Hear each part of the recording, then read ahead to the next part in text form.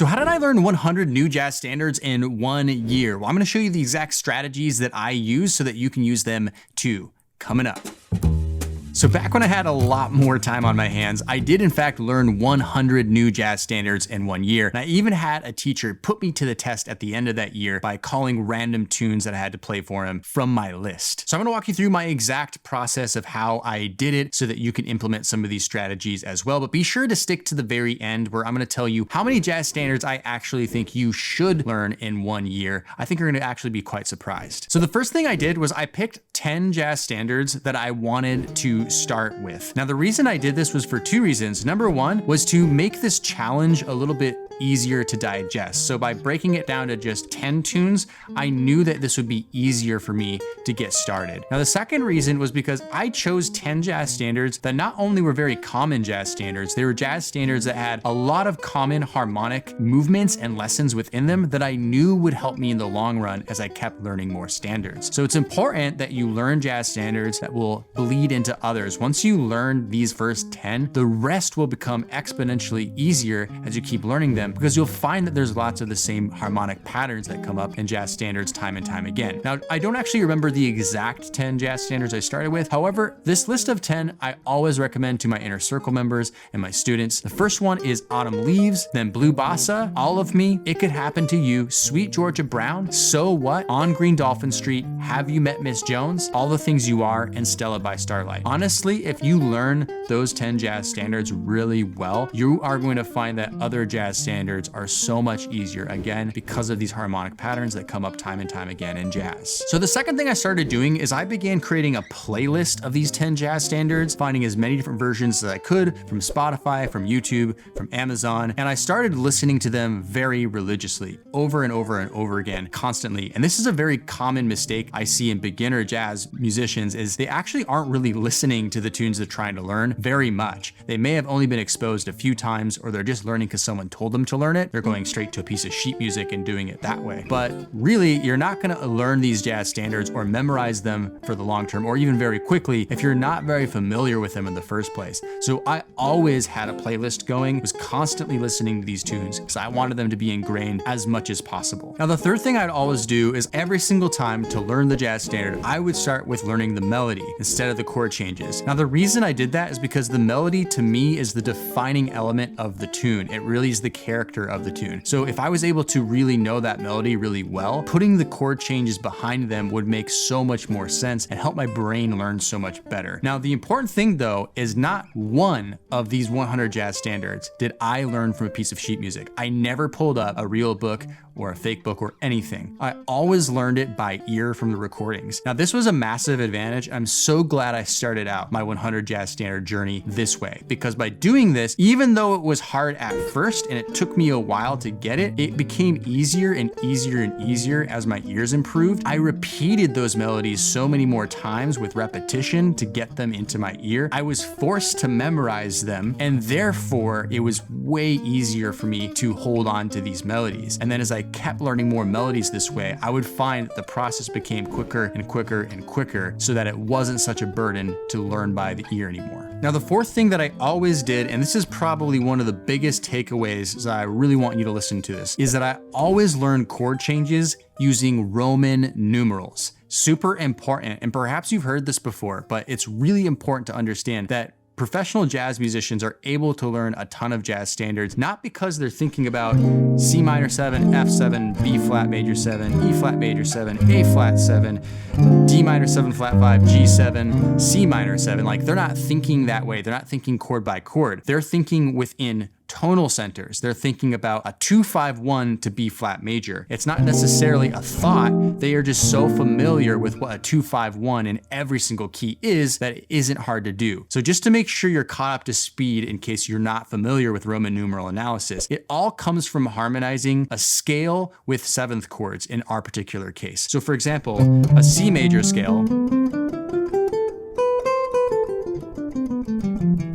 if harmonized with seventh chords, so in other words, stacking thirds on top of each one of those scale tones, you get a C major 7, a D minor 7, a an E minor 7, an F major 7, a G7, an A minor 7, a B minor 7 flat 5. So that's the 1, the 2, the 3, the 4, the 5, the 6, and the 7. And when you know what the qualities of those chords are, so for example, the 1 chord is always major, the 2 chord is always minor, the 5 chord is always a dominant 7th chord, that's how we start understanding Roman numeral analysis with chord progressions. So for example, take a look at Autumn Leaves, which is one that I recommended you learn. The first tonal center is B flat major, and this is a 2-5-1. And so I don't even have to think about it, like a 2-5-1 in B flat major, that's the only thing I have to remember about this particular tune. That's really helpful rather than thinking about each chord separately. And then if we look a little bit further, we see that we have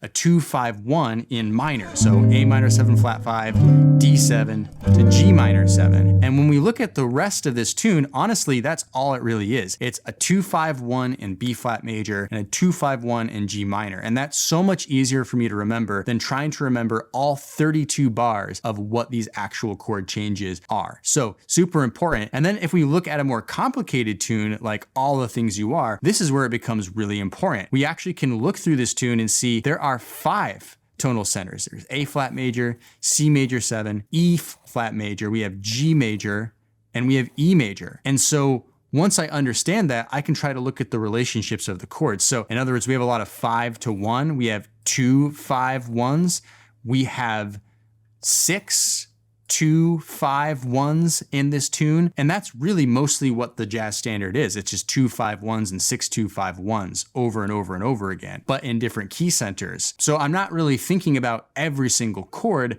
I'm thinking about how do we get to A flat? How do we get to C? How do we get to E flat? And so once we get this skill down, and especially if we start with easier tunes like Autumn Leaves, this makes it so it's so much easier to memorize how to actually play these jazz standards. And by the way, these are the kind of things that we do in our Inner Circle membership. Every single month, we learn a new jazz standard, and we study these Roman numeral analysis as one thing that we do because how important they are to helping us memorize these tunes. Now, the 5th thing that I would always do is I would really make an effort to learn the chord changes by ear first before learning them from a chord chart. And the reason that I did this is even though it was really hard at first, I wanted to make sure that I was developing these ear training skills and recognizing these patterns. And so I would always try first by ear, do the best I could, and then go check with a chord chart. And what you'll find is after you learn the first 10, you recognize the sounds of the 2-5-1 patterns and the 1-6-2-5s, the Roman numerals we were just talking about. And then when you learn the next 10, you recognize those patterns coming up time and time again. And really you're only filling in the blanks with the more non-conventional harmony that's happening. So doing this really helped me retain these 100 jazz standards. Now, the 6th thing I did is I played these tunes regularly at a gig every single week, as well as jam sessions. I was in the fortunate position to have a weekly gig at that moment in time, as well as some other jam sessions I would go to play with other people, and people that were learning a lot of the same tunes as me. And really, there's no substitute for actually going out and playing a tune live. You can practice and memorize in the practice room, but really when you put your feet to the fire in a live situation, it really changes your mindset and the way you think about that. So you'll know it so much better if not only you're playing live, but getting that opportunity to continually play these tunes over and over again like I did. And the 7th thing that I did is I would always repeat this process. After I learned that first 10, I'd learn the next 10 and just keep doing what I was doing, but it got easier and easier and easier every single time. I learned them faster and faster and faster because I was learning so many lessons, so that by the time I got to the last 10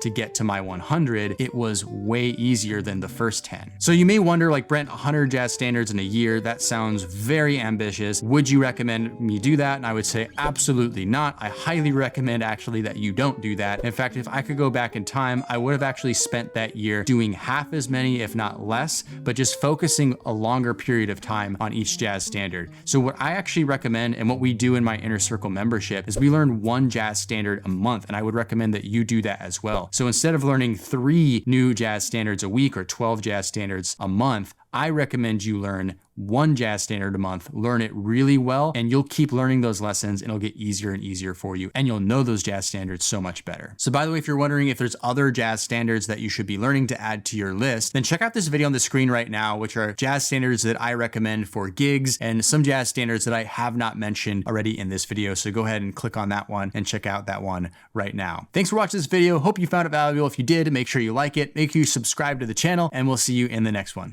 Cheers.